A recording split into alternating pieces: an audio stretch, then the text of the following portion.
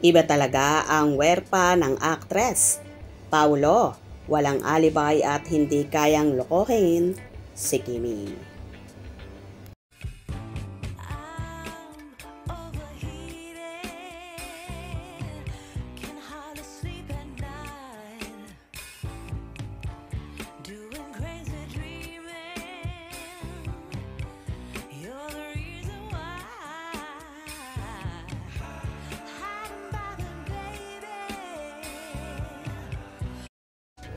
Super kilig at super aliw ang mga fanay sa sagot ni Kim Chiu at Paolo Avellino sa tanong sa kanila kung nag-alibay na raw ba sila sa isa't isa dahil sa isang sitwasyon.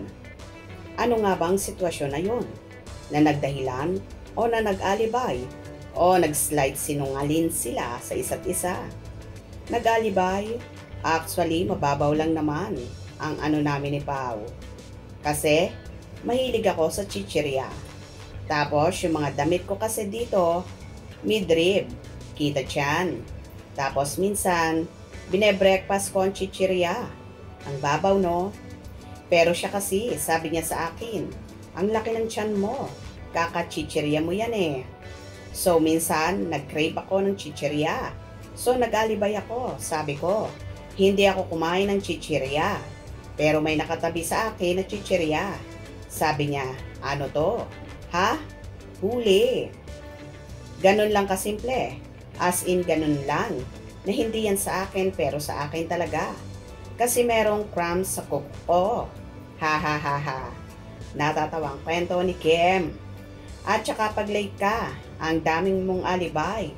Hirit ni Paulo na naging sanhi para magtawanan ang lahat. Sa MediaCon ng The Alibay. OA, ha ha ha ha. Pag-usapan natin. Tawang-tawa na hirit naman ni Kim kay Paulo na may paghawak pa sa braso ng aktor. Sa akin naman, ako wala eh. Wala kong inaalibay kay Kim kasi puro katotohanan lang ang sinasabi ko. Panimulang say ni Paulo. Hala, thank you po. Please watch The Alibay. Singit ni Kim na tumayo pa. Pero ramdam mong kilig na kilig ha. Pero ako, whether in a good way or kamalian ko, sasabihin ko naman kung mali ako. Chika ni Paulo. Ako, wala eh. Ako wala akong inaalibay kay Kim kasi puro katotohanan. Thank you po. Please watch November 7. Whether it's in a good way or kamalian ko, sasabihin ko naman kamali. Maraming salamat. Well, hindi nga nakatiis si Kim na kinipitan si Paulo at kinamayan ito at kitang-kita rin na lalo siyang naningkit dahil sa sobrang kilig sa chika na yon ni Paulo ha. At syempre, masayang-masaya ang Kim Pao fans dahil sa pasabog, paandar na yon ang magjowa ha. Anyway, napanood ko na ang ilang eksena, episode ng The Alibay at ang bongga talaga ng Kim Pao ha.